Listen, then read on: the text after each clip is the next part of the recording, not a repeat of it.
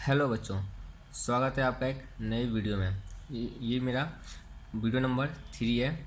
Chapter 15 है प्रायिकता, class 9th का। हमने लास्ट वीडियो के अंदर पार्ट नंबर 2 में हमने उदाहरण नंबर 6 तक कर लिया था। अब हम आगे उदाहरण 7 करेंगे। उसके बाद उदाहरण 7 और उसके आगे के उदाहरण करेंगे और हम एक्सरसाइज के क्वेश्चंस करेंगे। चलिए देखते हैं उदाहरण 7 क्या बोलते हैं। आप अपना बुक निकाल लीजिएगा। बुक में आप देखिए, मैंने क्वेश्चन ये वैसे यहाँ नोट कर लिया, फिर भी आप बुक निकाल लीजिए। उदाहरण 7 क्या कहता है, एक विद्यार्थी द्वारा मासिक यूनिट परीक्षा में प्राप्त अंकों का प्रतिशत नीचे दिया गया है। एक यूनिट महीने का यूनिट परीक्षा हुआ, इसमें किसी एक बच्चे ने अपना स्कोर किया है।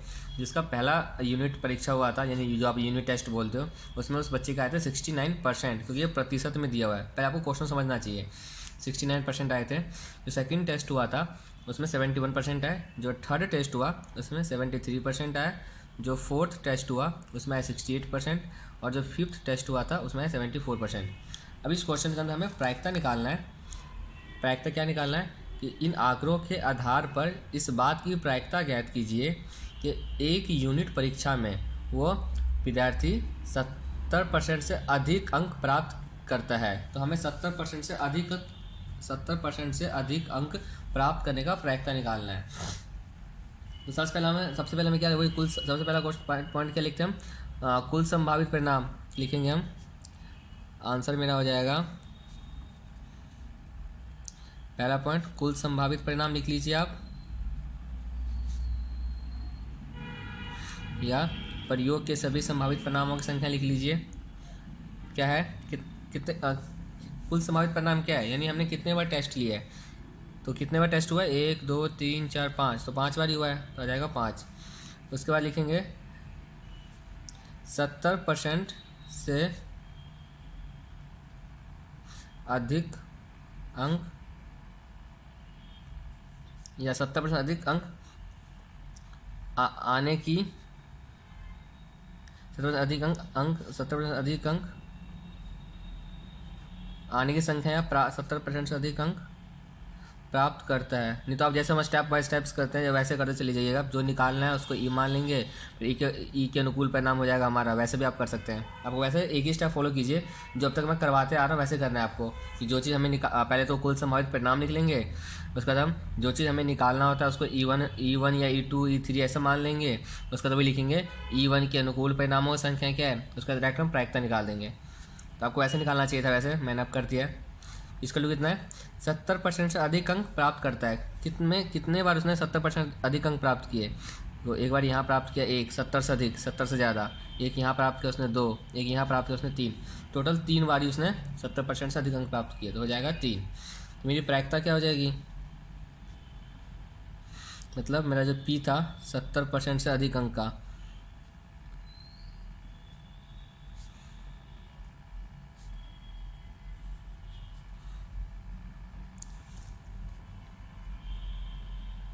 इसकी प्रायिकता क्या हो जाएगी। तो मेरा संभावित परिणाम, जो कि संभावित परिणाम क्या है 3, वो अनुकूल परिणाम का इतना है 3, डिवाइड करते हैं कुल संभावित परिणाम जो कि कितना है 5। इसको सॉल्व करिएगा तो आपका आंसर आएगा 0.6। उदाहरण 7 ऐसे करना है। वैसे मतलब ऐसे सॉल्व होगा। आप उस तरीके से भी कर सकते हैं जिस तरीके से अभी तक हम करते हुए आ रहे हैं। तो आपको एक ही प्रोसेस फॉलो, मतलब एक ही फॉर्मूला, जो भी फॉर्मूला है, जो प्रोसेस है वही फॉलो करेंगे, तो आपको ध्यान रहेगा।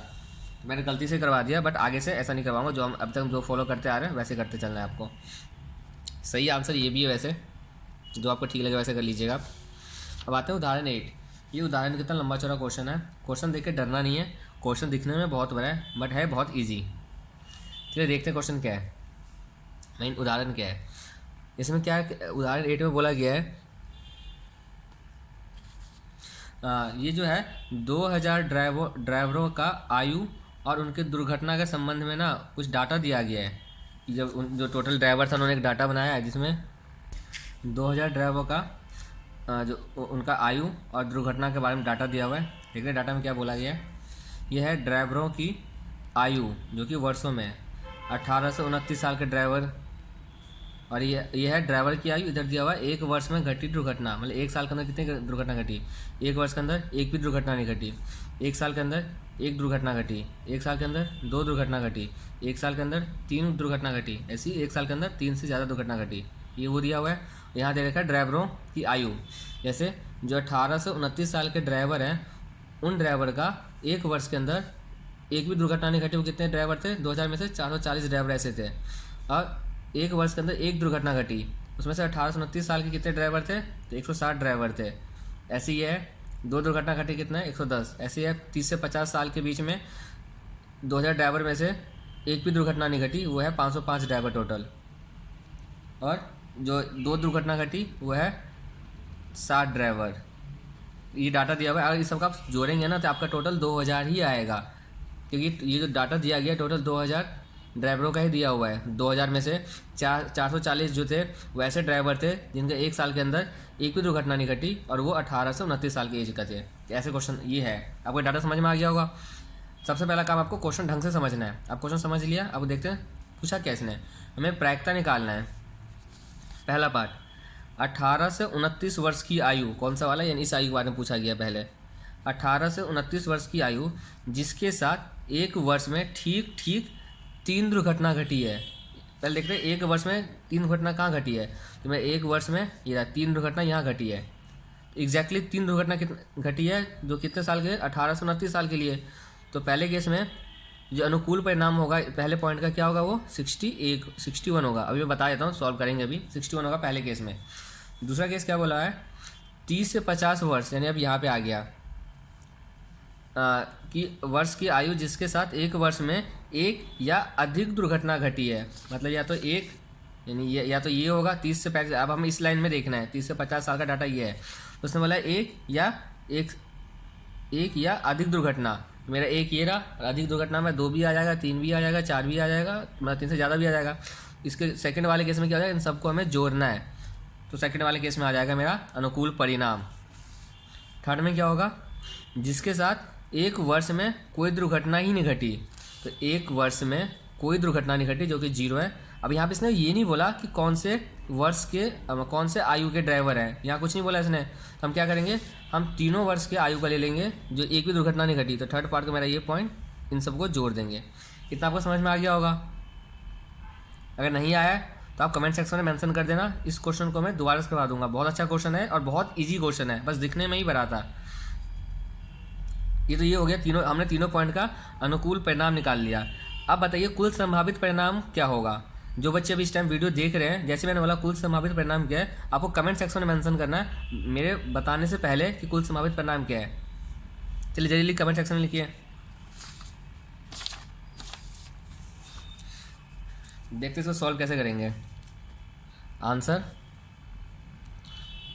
कुल संभावित परिणाम कितना हो जाएगा, कितने लिखा बच्चों ने, 2000। क्यों 2000, क्योंकि ये टोटल 2000 ड्राइवरों का डाटा था। तो कुल संभावित परिणाम ये हो जाएगा। पहला पॉइंट में क्या हो जाएगा, तो माना, आप वो लिख लीजिएगा, सेम लिखना है, माना। तो लिख ही देता हूँ, 18 से 29 वर्ष की आयु का जिसके साथ 1 वर्ष में ठीक 3 दुर्घटनाएं घटी है, इक्वल टू ई। तो ई के अनुकूल, बताओ कितना ई के अनुकूल परिणामों की संख्या, मैंने बताया अभी स्टार्टिंग में ही। 18 से 29 साल यानी ये, और जिनकी एग्जैक्टली तीन दुर्घटनाएं घटी 1 वर्ष के अंदर। तो 1 वर्ष में 3 दुर्घटनाएं घटी, 1 वर्ष में 3 दुर्घटनाएं घटी। 18 से 29 साल का कितना है, 61। तो आपका पीई कितना हो जाएगा, ई के अनुकूल परिणाम जो कि कितना है, 61, डिवाइड कर देंगे कुल संभावित परिणाम जो कि है 2000। इसको आप डिवाइड करके कर लीजिएगा। अभी सेकंड पार्ट, अब मैं डायरेक्ट लिख देता हूँ, आपको सेम सेकंड पार्ट में ऐसे लिखना है। 30 से ये 50 दुर्घटना, दुर्घटना माना, E1 मान लेंगे इसको, लिखेंगे E1 के, हम डायरेक्ट में लिख देता हूँ, 1 के अनुकूल परिणामों की संख्या। कितना? E1 के अनुकूल परिणामों की संख्या। चलो दोबारा दिखा देता हूँ, मैं आपको समझा देता हूँ। 30 से 50 वर्ष, यानी अब हमें इस लाइन में देखना है, 30 से 50 वर्ष के लाइन में जिनका एक साल के अंदर एक या अधिक दुर्घटना घटी हो, यानी जीरो नहीं लेना है, एक या अधिक दुर्घटना, तो ये सारे आ जाएंगे। लेकिन हमें इस लाइन में देखना है, तो कितना हो जाएगा? 125, 60, 22 और 18। 125 प्लस 60 प्लस 22 प्लस 18 कितना हो जाएगा? ये 125 प्लस 60 प्लस 22 प्लस 18, ये आपका आ जाएगा 225। तो आपका P(E1) क्या हो जाएगा? 225, ये अनुकूल परिणामों की संख्या है, डिवाइड बाय 2000। इसको अब जब डिवाइड करेंगे, डिवाइड बाय 2000 कर देंगे, आपका आएगा 0.1125। यहाँ पर आप डिवाइड करेंगे तो ये आएगा आपका 0.0305।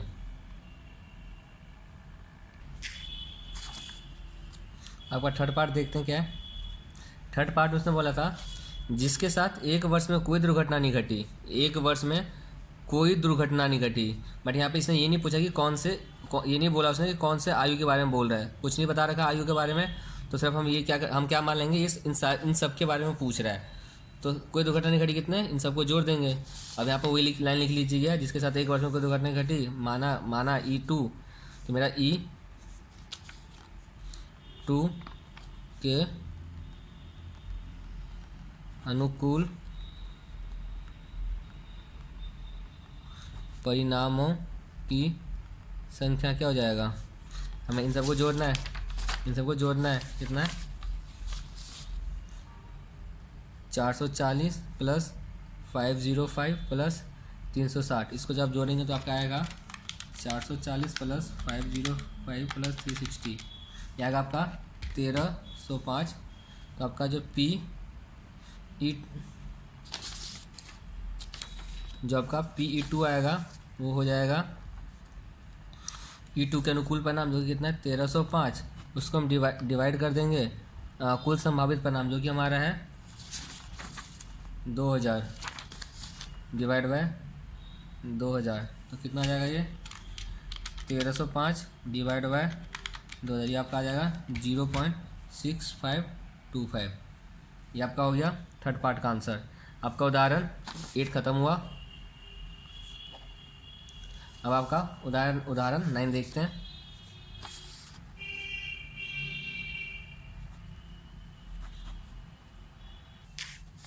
आपका जो उदाहरण 9 है वो आपका होमवर्क होगा। जो उदाहरण 10 है, उदाहरण 9 एंड उदाहरण 10, ये दोनों आपका क्या है? होमवर्क है। जो उदाहरण 10 है वो सेम टू सेम आपका उदाहरण 7 की तरह है। उदाहरण 9 जो है उसके अंदर चैप्टर 14 का डाटा लिया गया है, तो अगर वहाँ से 14 का डाटा ले लीजिएगा, बहुत ईजी है वो भी। अब उदाहरण हमारा सारा ख़त्म। अब हम करेंगे एक्सरसाइज 15.1। अगर आपको इन दोनों उदाहरण 9 और उदाहरण 10 आप खुद सॉल्व कीजिएगा।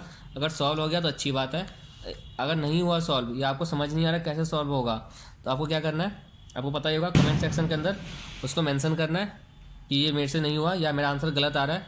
तो इन उदाहरण 9 और उदाहरण 10 के ऊपर मैं एक सेपरेट वीडियो बना के एक्स्ट्रा क्वेश्चन के नाम से अपलोड कर दूंगा। इसके लिए आपको क्या करना पड़ेगा, चैनल को सब्सक्राइब करके रखना पड़ेगा, ताकि जैसे ही मैं वीडियो अपलोड करूं आपके पास नोटिफिकेशन पहुंच जाए। और दूसरा, मैंने लिंक के अंदर मेरा टेलीग्राम चैनल का लिंक है, तो आप उस टेलीग्राम चैनल को भी ज्वाइन कर लीजिए। आप वहाँ से भी कोई डाउट वगैरह पूछ सकते हैं। अब हम देखते हैं प्रश्नावली 15.1।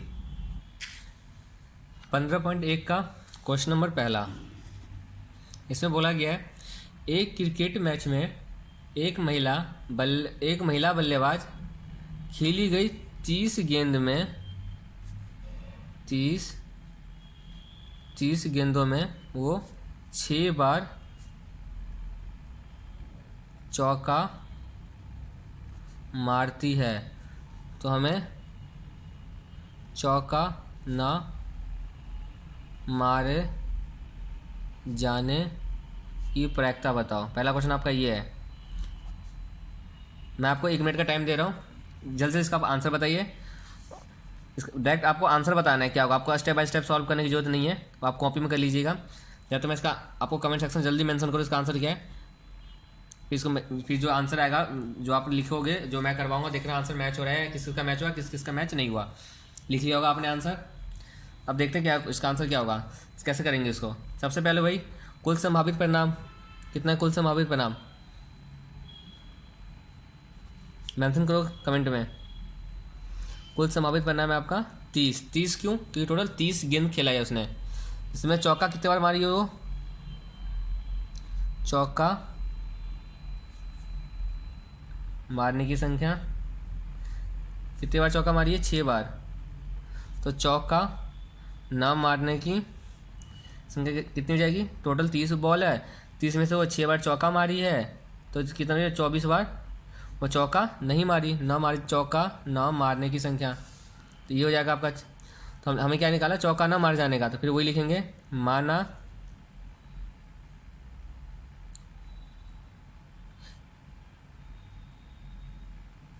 चौका ना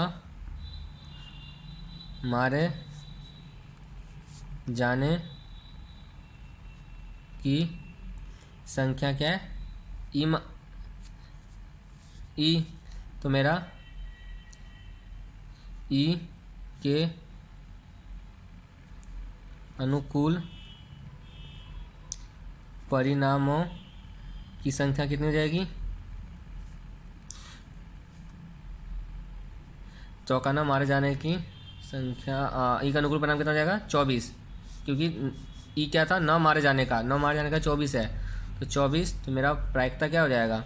ई के अनुकूल परिणाम 24, कुल संभावित परिणाम 30। जो इसको आप सॉल्व करेंगे तो 24 को डिवाइड करेंगे 30, 24 को डिवाइड करेंगे 30 से, आपका आएगा 0.8। या तो आप ऐसे कर लीजिए या आप ऐसे भी कर सकते हैं। हमें कुल संभावित परिणाम तो आपका सेम ही रहेगा, तो ये सेम ही रहेगा। कुल संभावित परिणाम, क्योंकि टोटल 30 गेंद ही है, 30।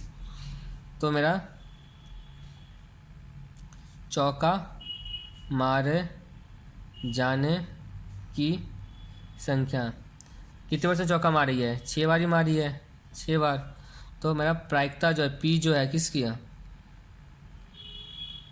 चौका मारने का, चौका मारने का कितना हो जाएगा? प्रायिकता, डायरेक्ट प्रायिकता मैंने निकाला है, 6/30। ये हो जाएगा आपका चौका मारे जाने का। तो मेरा पी जो है, इसको मान लेते हैं पी चौका न मारने, क्या हो जाएगा? 1 - 6/30। इसको सॉल्व कर दीजिएगा, 30 या 1 हो जाएगा, 30 - 6 = 24/30। इसको सॉल्व करेंगे तो आपका आएगा 0.8। देखो सेम आंसर आ गया। तो आप कैसे भी कर सकते हैं। अब आप बोलिएगा कि ये कैसे हुआ, 1 - 6/30 क्यों किया? तो मैंने कहा सबसे पहली क्लास के अंदर बोला था कि जो मेरा जो होता है पी इवेंट का होने का प्लस पी इवेंट का न होने का = 1 होता है। तो इस केस में हमें चौका मारने का पता है, इसका हमें दिया हुआ है कितना चौका कितनी बार मारा है? 6 बार चौका मारा है, तो हमें ये 6/30 पता है हमें, प्लस चौका न मारने का, ये वाला तो हमें निकालना ही है, ये तो हमें निकालना ही है। उसको ऐसे लिख देंगे पी ई डैश, क्योंकि हमें ये निकालना है ना, चौका न मारने की प्रायिकता निकालो, =1। तो जब हमें ये चीज़ निकालना है तो ये इसको 6/30 को इस साइड रखा, उसको इक्वल को उस साइड भगा देंगे। इस साइड किस में? प्लस में है, तो उस साइड क्या हो जाएगा? माइनस में हो जाएगा 6/30। इसका आपको सॉल्व करना आता ही है, ऐसे सॉल्व करेंगे। तो आप या तो इस तरीके से कर लीजिए या इस तरीके से कर लीजिए, आपका आंसर सेम ही आएगा। अब हम क्वेश्चन नंबर 2 देखते हैं। अब मैं जो आगे से जितने भी क्वेश्चन करवाऊंगा मैं आपको बस समझा दूंगा, मैं उसको लिख के नहीं करवाऊंगा। जो क्वेश्चन मुझे लगेगा कि लिख के करवाना चाहिए उन्हीं क्वेश्चन को मैं लिख के करवाऊंगा। क्वेश्चन नंबर 2 क्या है? क्वेश्चन नंबर 2 में बोला है 2 बच्चे वाले 1500 परिवार की यदृच्छा चयन किया गया, मतलब बिना हमने चुन लिया, किसी भी चुनते चले गए, जो जिसके हमने 1500 ऐसे परिवार सेलेक्ट किए जिसमें 2 बच्चे थे। अब हमने कोई इसका वो पैटर्न नहीं था, अपने हिसाब से किसी को भी हमने सेलेक्ट कर लिया जिसके 2 बच्चे थे, और उसके बेस हमने एक आंकड़ा बना लिया जिसमें उस आंकड़े के अंदर दर्शाया गया है पहला परिवार में लड़कियों की संख्या। तो 1500 परिवार में से कितने ऐसे परिवार थे जिनमें उन परिवार में लड़कियों की संख्या 2 थी, मतलब 2 बच्चों वाला हमने 1500 परिवार सेलेक्ट किया है। तो दोनों जिसमें दोनों लड़कियां थी वो कितने परिवारों की संख्या थी, टोटल 475। जिसमें एक लड़की तो दूसरा क्या होगा, एक लड़का होगा, उसके उतने कितने परिवार थे, 814। जिसके अंदर लड़की एक भी नहीं थी, मतलब दोनों बच्चे क्या थे, लड़के ही थे। ऐसे परिवारों की संख्या क्या है, 211। तो इसमें हमें निकालना क्या है, यादृच्छा चुने गए उस परिवार की प्रायिकता ज्ञात कीजिए। हमें प्रायिकता निकालना है। पहला मैं आपको टेबल बना देता हूँ और डायरेक्ट क्वेश्चन बिना स्टेप का आंसर लिखवा दूंगा।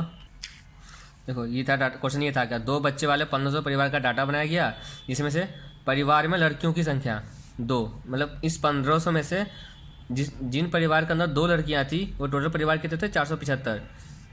जिनमें उन 2 बच्चों में से एक लड़की थी, तो ऐसे परिवार कितने थे, 814। इन 1500 परिवार में 2 बच्चों में से जिनमें एक भी लड़की नहीं थी, यानी दोनों लड़के थे, वो कितने थे, 211। तो आपको इसका पहला पार्ट पूछा है 2 लड़कियों का, जिसमें 2 लड़की हो, 2 लड़कियों की प्रायिकता निकालो। तो आप वो पूरा स्टेप लिख लीजिएगा, जैसे लिखते हैं अनुकूल परिणाम, ई माना, इसको ई मान लेंगे, फिर ई के अनुकूल परिणाम, ऐसा लिख लीजिए। मैं डायरेक्ट सॉल्व कर देता हूँ, आंसर बता देता हूँ। 2 लड़की कितने, किसमें 2 लड़की कितने में, 475 में। तो मेरा प्रायिकता क्या हो जाएगी इसकी, 475 डिवाइड बाय टोटल 1500, कुल समावेश परिणाम तो 1500 ही था। दूसरे केस में बोला एक लड़की हो, तो एक लड़की हो क्या है, एक लड़की को ये रहा। तो इसका जो मेरा प्रायिकता निकलेगा, जो मेरा इसका पीई निकलेगा, वो कितना हो जाएगा, 814/1500। तीसरे में बोला कोई लड़की ना हो, तो कोई लड़की ना हो, परिवार में लड़कियों की संख्या जिसकी है 0, कोई लड़की नहीं हो। इसका मेरा प्रायिकता क्या निकल जाएगा, PE2 क्या निकलेगा, 211 ऐसे परिवार 211 हैं और टोटल है 1500। इसको आप काट के सॉल्व कर लीजिएगा। क्वेश्चन तो आपका खत्म। क्वेश्चन नंबर 3 देखते हैं, आपको समझ में आ गया होगा। कोई सा भी क्वेश्चन अगर आपको समझ में नहीं आए, अब जितना भी मैं करवा चुका हूँ या जो करवा रहा हूँ इस चैप्टर के, तो आपको कमेंट सेक्शन में बस क्वेश्चन नंबर मेंशन कर देना है, कौन सा क्वेश्चन है, कहाँ का क्वेश्चन है, मतलब जैसे अध्याय का है या उदाहरण का है, तो आपको मेंशन करना है। मैं उसके हिसाब से उसका आंसर आपको अपलोड कर दूंगा। क्वेश्चन नंबर 3 देखते हैं क्या है आपका। क्वेश्चन नंबर 3 जो है उसको आपको इग्नोर करना है, आपको नहीं करना। क्वेश्चन नंबर 4 देखते हैं। क्वेश्चन नंबर 4 में बोला गया है कि हमने 3 सिक्कों को एक साथ 200 बार उछाला। हमने 3 सिक्के लिए, तीनों सिक्कों को मैंने 200 बार एक साथ ही उछाला, मतलब एक साथ ही हम 3 सिक्कों को एक साथ उछालते चले गए। हमें ये सारे परिणाम मिले जब हमने तीनों सिक्कों को उछाला एक एक बार, ऐसे 200 बार उछाला। जब पहली बार उछाला तीनों सिक्कों को, तो मेरा क्या है, चित, या तो जब सिक्का उछालेंगे तो या तो चित आएगा या पत आएगा। तो ऐसा तीनों में चित आया।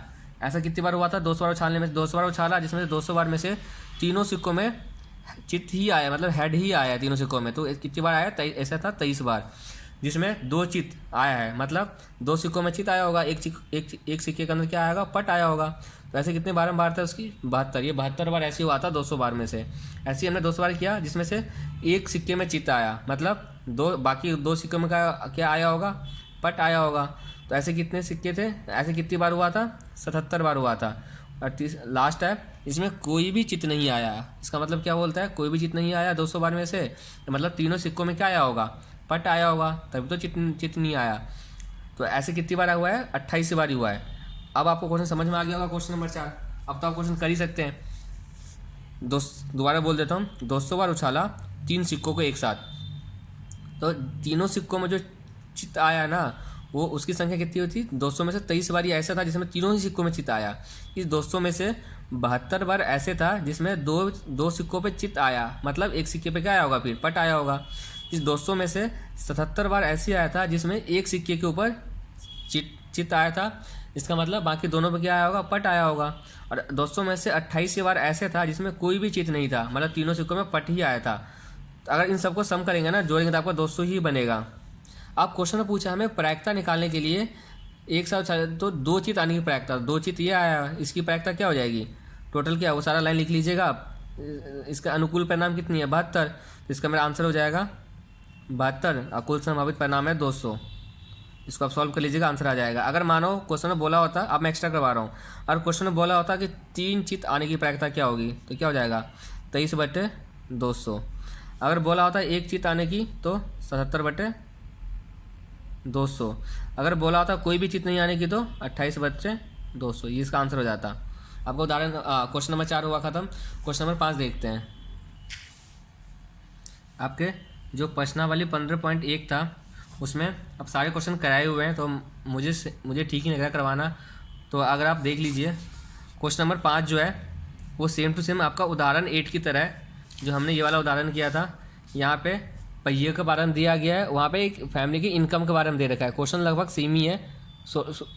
यहाँ पे हमें यहाँ पे ड्राइवर की आयु दे रखा है, उसकी दुर्घटना दे रखा है। बट क्वेश्चन 5 में क्या दिया हुआ है, मासिक आय दिया हुआ है और इसी टाइप का मासिक आय दिया हुआ है और उसके प्रति परिवार वाहनों की संख्या का डाटा दे रखा है। उसके बेस पर आपको सॉल्व करना है, तो आप कर लीजिएगा। क्वेश्चन नंबर 6 भी होमवर्क है, इजी सा है, करवा रखा है मैंने ऐसे एग्जाम्पल। क्वेश्चन नंबर 7 भी आपका होमवर्क है। क्वेश्चन नंबर 8 भी होमवर्क है। क्वेश्चन नंबर 9, 10 को इग्नोर करना है। उसके बाद question number 11, question number 12 and question number 13, ये भी आपका होमवर्क है।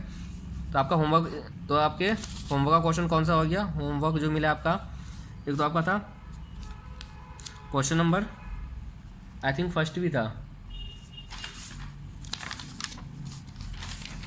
नहीं फर्स्ट मैंने करवा दिया है। क्वेश्चन नंबर 2 आपका होमवर्क है, प्रश्नावली 15.1 का क्वेश्चन नंबर 2 आपका होमवर्क है। क्वेश्चन नंबर 4 में तो मैंने करवा ही दिया है। क्वेश्चन नंबर 5 भी आपका होमवर्क है, 6 होमवर्क है। क्वेश्चन नंबर 7 होमवर्क है। क्वेश्चन नंबर 8 होमवर्क है। Question number 11, question number 12 and question number 13, ये आपका होमवर्क है। आपको कौन से क्वेश्चन को इग्नोर करना है, मतलब आपको नहीं देखना उसको, वो है question number 3, question number 9 and question number 10। इन तीनों को आपको इग्नोर करना है। ये आपका होमवर्क है, इसको आप सॉल्व करना है। इन सारे क्वेश्चन को आप सॉल्व कीजिए। अगर किसी का आंसर मैच नहीं कर रहा जो आपने किया है या आपको समझ में नहीं आ रहा तो कैसे सॉल्व करना है, तो आप कमेंट सेक्शन में मेंशन कर दीजिए। मैं उसको सेपरेट वीडियो बना के आपको नोटिफाई कर दूंगा। उसके लिए आपको चैनल को सब्सक्राइब करना पड़ेगा और बेल आइकन को दबाना पड़ेगा। आप हमारे टेलीग्राम चैनल से भी जुड़ सकते हैं, वहाँ पे सारा अपडेट वहाँ भी आपको मिलता रहेगा। तो आप वहाँ से भी आप कोई क्वेरी वगैरह डॉट वगैरह पूछ सकते हो। धन्यवाद। बाकी हम मिलते हैं अगले वीडियो के अंदर नए चैप्टर के साथ। आपका चैप्टर 15 खत्म होता है प्रायिकता। अगर आपको वीडियो पसंद आ रहा है, समझ में आ रहा है, तो आप वीडियो को लाइक कर दें और अपने दोस्तों के साथ शेयर कर ले, जो आपके क्लासमेट्स हैं या आपके जो फ्रेंड्स हैं उनके साथ ये वीडियो शेयर कर ले और उनको भी बोल दीजिए कि चैनल को सब्सक्राइब कर ले। इस चैनल पे सारे क्वेश्चंस करवाए जाएंगे, सारे क्वेश्चन सॉल्व करवाया जाएगा, सारे कंसेप्ट क्लियर करवाए जाएंगे, उदाहरण सारे सॉल्व होंगे, जहाँ तक हो सकता है क्वेश्चन भी सारे सॉल्व होंगे। अगर जो रिपीटेड क्वेश्चन है, सेम क्वेश्चन है, उसको सॉल्व करवा के कोई फ़ायदा है नहीं कि वीडियो लंबी बनती चली जाएगी। तो कुछ होमवर्क भी ज़रूरी है, तो आप इसलिए होमवर्क दे जाता हूँ ताकि आप खुद भी प्रैक्टिस करें, क्योंकि एग्ज़ाम में आपको परफॉर्म करना है, मुझे नहीं। मेरा काम है समझाना और आपका काम है लिखना। तो आप एग्ज़ाम में जब आप बैठेंगे तो आपको सारा याद होगा कि मैंने ऐसे ऐसे करवाया था, बट आपको उसको लिख नहीं पाएंगे। इसलिए प्रैक्टिस भी ज़रूरी है। इसलिए कुछ क्वेश्चन आपको मैं होमवर्क दिया करूँगा, तो आप ये होमवर्क कर लीजिएगा। हाँ, अगर इसमें कोई दिक्कत आ रहा है तो आप वीडियो कमेंट में मेंशन कर दे, या जो टेलीग्राम चैनल का जो लिंक डला हुआ है डिस्क्रिप्शन बॉक्स के अंदर, वहाँ जाके आप मेंशन कर दे कि ये क्वेश्चन मेरे से नहीं हुआ, इस पर वीडियो बना दीजिए, तो मैं इस पर वीडियो बना दूंगा। और ये चैनल जो है 6ठी से 10वीं तक के मैथ्स के लिए है। तो अगर आपका कोई भी जान पहचान का कोई दोस्त, फ्रेंड्स, कोई भी दोस्त है, सीनियर है, जूनियर है, भाई है, जो 6ठी से लेकर के 10वीं क्लास तक में है, उनको भी चैनल को रिकमेंड कर दीजिए। धन्यवाद। मिलते हैं अगली वीडियो में।